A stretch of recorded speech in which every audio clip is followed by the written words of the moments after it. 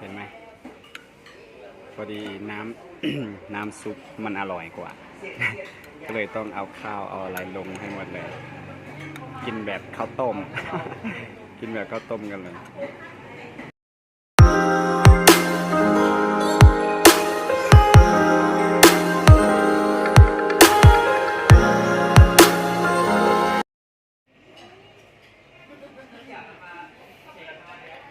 กำลังออกมากินอาหารตอนค่ำเนาะพอดีมื้อนี้บ่ได้แต่งกินแล้วก็มีเวียกแดก็เลยออกมาสิมากินข้าวจานเดียวเนาะว่ามื้อนี้สิกินหยังลองทาเบิ่งเด้อว่าจะกินหยัง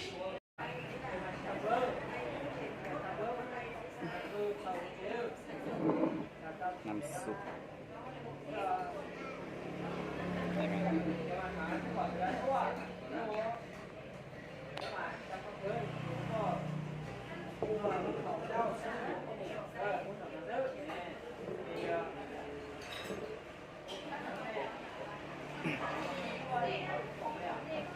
วันนี้ออกมากินข้าวทางนอกเนาะบ่ได้ทานตังบ่ได้แต่งกินนั่นน่ะก็เลยเอามากำลังสั่งผัดคะน้าหมูกรอบนะครับตอนนี้กำลังสั่งผัดคะน้าเดี๋ยวก็คงได้คนก็เยอะอยู่นะครับคนก็เยอะ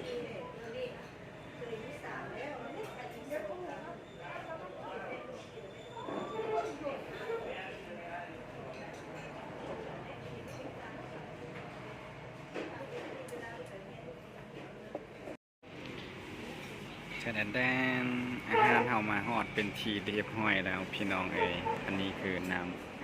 อันนี้เป็นน้ำซุปอันนี้เราสั่งผัดคะน้าหมูกรอบนะครับน่ารับประทานไหมโอเคไปกินกันเลยพี่น้องลุยเอานี่ออกก่อน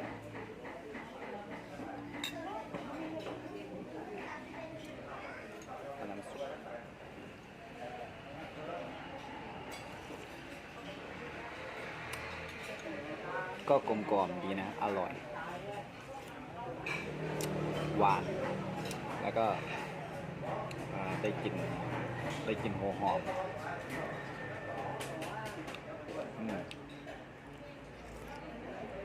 ใช้ได้อร่อย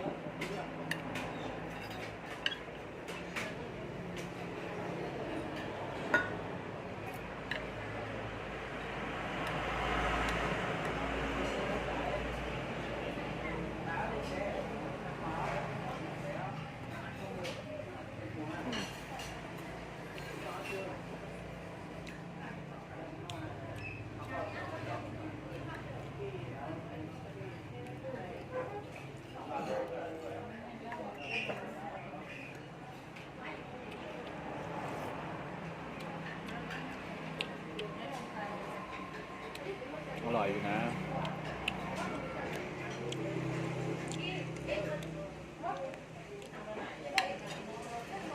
เห็นไหม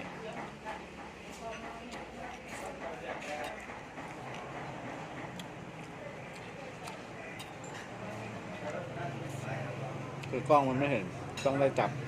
จับมือแล้วก็กินอย่างนี้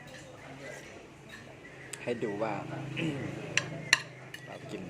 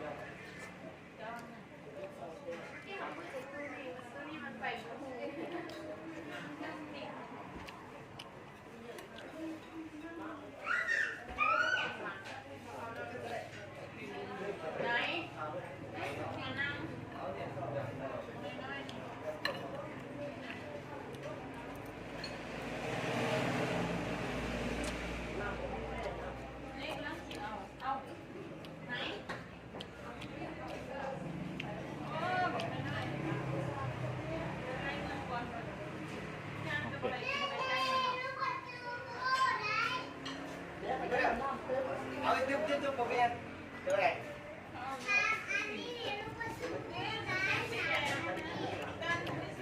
อาน้ำต้มยำเลย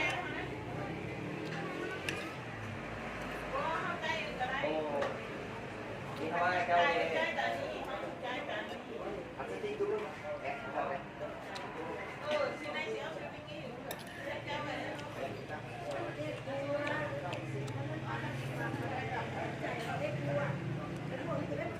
คือปกติก็ไม่ค่อยออกมานะปกตินี่ไม่ค่อยออกมาคือวันนี้พอดีวันนี้ออกมาทำธุระนิดหน่อยแล้วก็เลยแบบว่าไม่ได้หุงข้าวไม่ได้นึ่งข้าวไว้อะไรเงี้ยก็เลยออกมากินอยู่ด้านนอกเพิ่มบรรยากาศนิดนึงเพราะว่าปกติอยู่แต่ในห้องกลับไปแล้วก็กินอยู่ในห้อง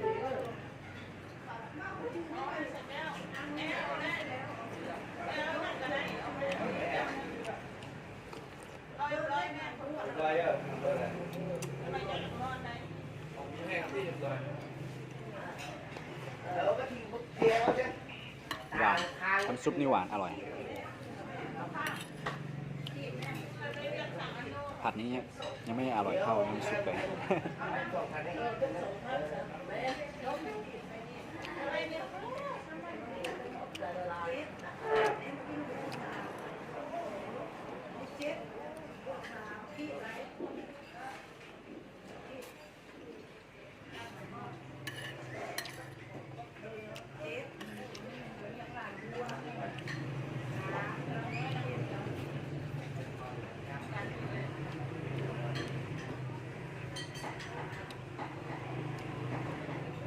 ใส่น้ำซุปก่อน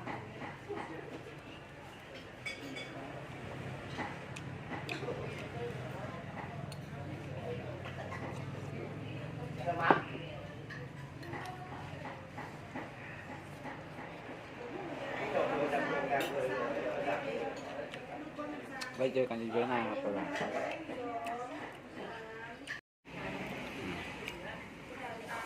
เห็นไหมพอดีน้ำ น้ำซุปมันอร่อยกว่า ก็เลยต้องเอาข้าวเอาอะไรลงให้หมดเลย กินแบบข้าวต้ม กินแบบข้าวต้มกันเลย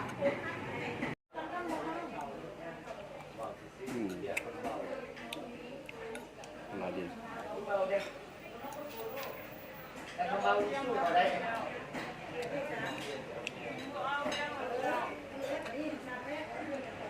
ไปฮอดดูเลยบอกว่าฮอดน้าช้างเลยดีใจเลยเดียวครับเดียวปูอะไรที่ว่าหน้าฮอดจะโดน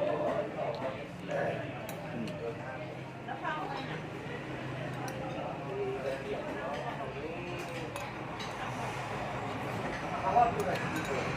5 โมง5 โมงครึ่ง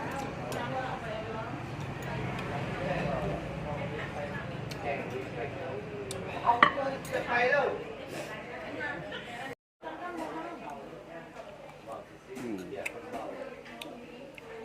อร่อยดีแต่เขาเมาสู้อะไร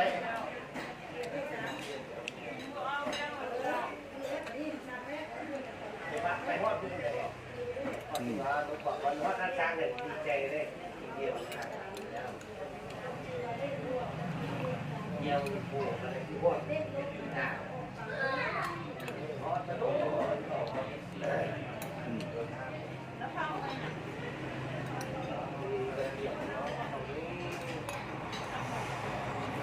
ขาว่าดูเลย